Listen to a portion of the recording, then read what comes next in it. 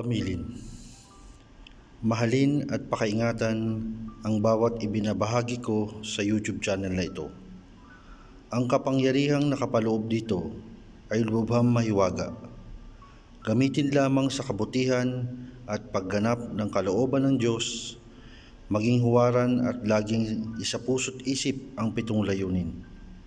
Una, isabuhay ang 4 na gintong simulain: maka-Diyos, makabayan, makatao, makakalikasan.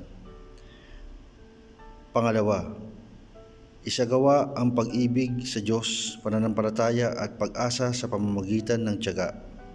Ikatlo, isakatuparan ang kabutihan, katuwiran, kalinisan, katotohanan, kadalisayan, kaliwanagan at kababaan ng loob. Ikaapat, ipalaganap ang kapayapaan, pagkakaisa, pagmamahalan, pagtulong sa kapwa, pagmimisyon, paglilinis ng sarili, at pagbabago tungo sa pag-unlad. Ikalima, magkaroon ng paggagalangan, pag-uunawaan, pagmamahalan sa isa't isa bilang mga kapatid at kapwa-tao. Ika-6, maging dakila sa isip, sa salita at gawa para sa Diyos, sa bayan at tao. Ika-7, ipagtibay ang kautusan ng Diyos, tumulong sa pagpapaunlad ng bawat kapwa at tumupad sa hadikain ng Diyos sa bawat tao.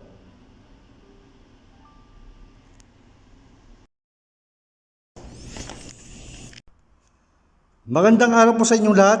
Ito na lang pong muli si Maestro Virgo, also known as Commander Sator ng Sator Coronados, upang magbahagi sa inyo ng munting kaalaman patungkol sa karunungang lihim ng ating Panginoong Diyos Ama na makapangyarihan sa lahat, na pinagalob sa mga sinaunang maestro na atin pong binabaybay sa ngayon na ating ginagawa upang makatulong sa ating pagmimisyon sa pang-araw-araw.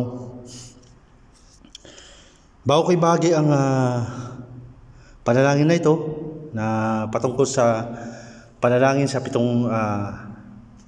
bago ko ibahagi ang panalangin ito na panalangin sa 4 na ebanghelista, nais ko muna pong magbahagi ng isang panalangin sa ating Panginoon Diyos Ama na makapangyarihan sa lahat.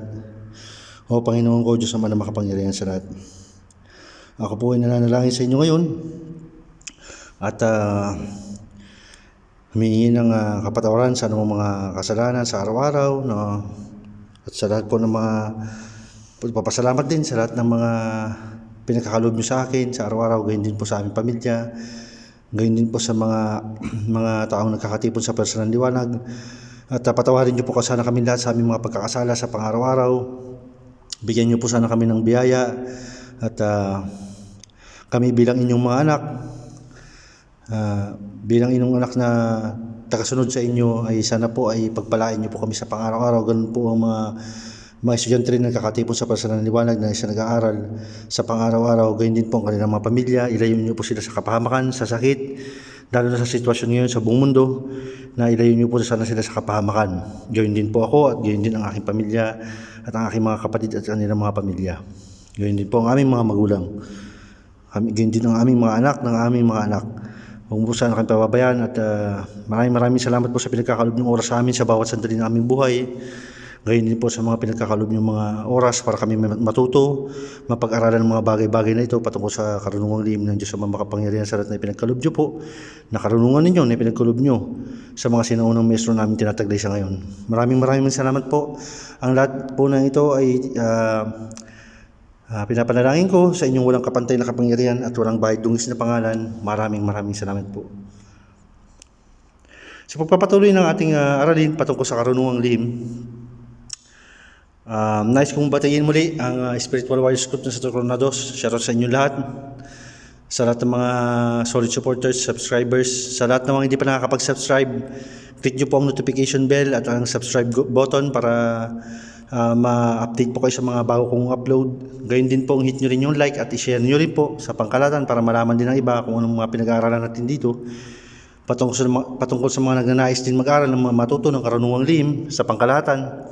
Malaking bagay po ito upang depensa ng ating sarili, ang ating mga mahal sa buhay, gayon din po mga taong nangangailangan ng tulong para sa atin.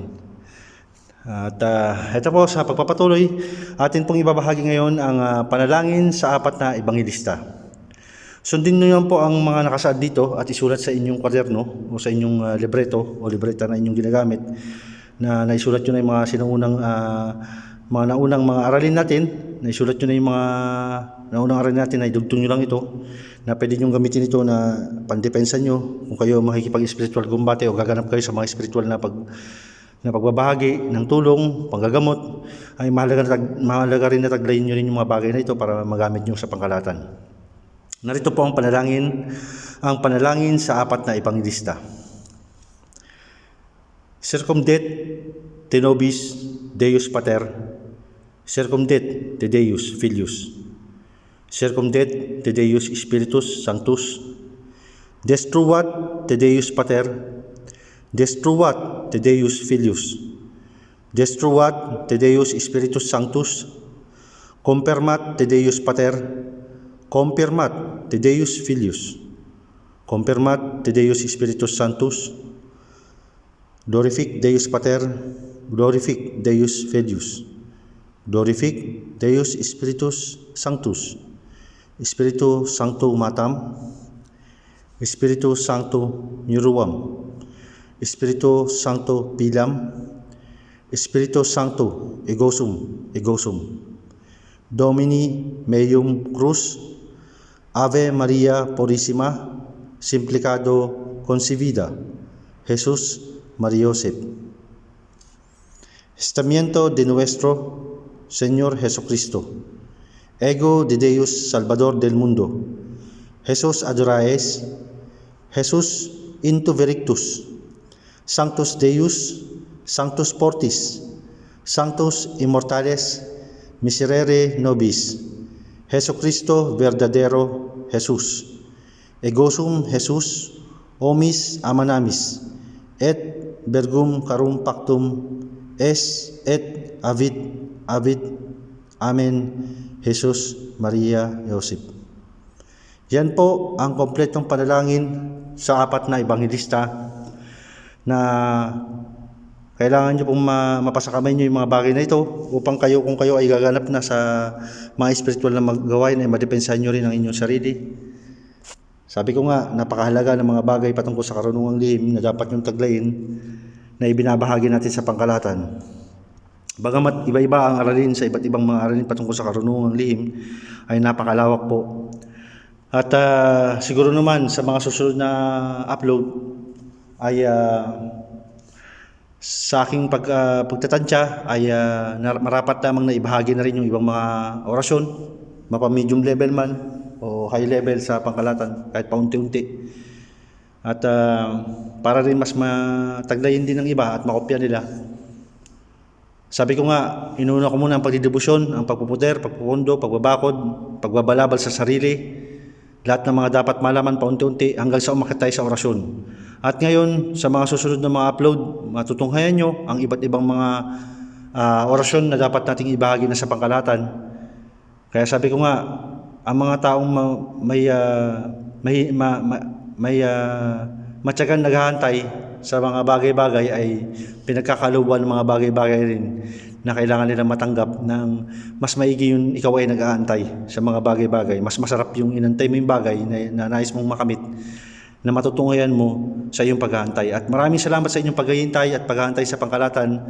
Sa lahat ng mga subscribers, sa lahat ng mga from day 1, hanggang sa ngayon, nasa 4.5 subscribers na po tayo, 4.5k. Napakalaking bagay po nito at hindi nyo lang po alam na malaking tulong din ito para sa pangkalahatan.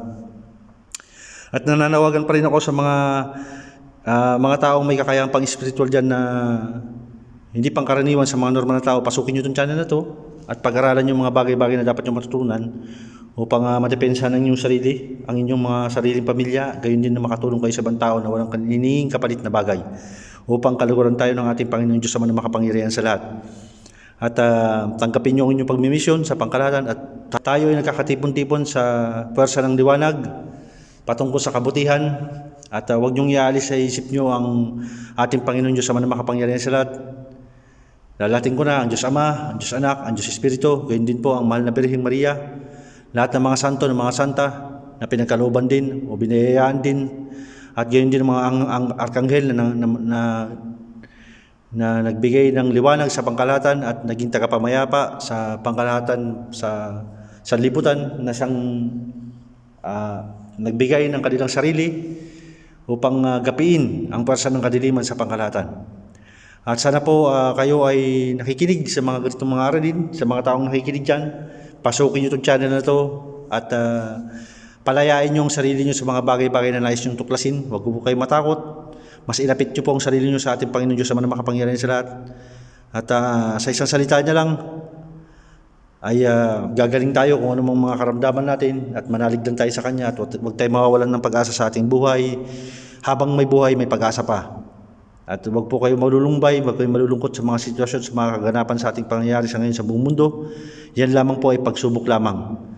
Sana po kahit paano ay mayroon kayo natutunan sa binahagi ko sa ngayon na dapat nyong taglayin at kopyahin at gamitin nyo sa inyong pagdidebosyon. Isama nyo rin yan bago kayo gumanap.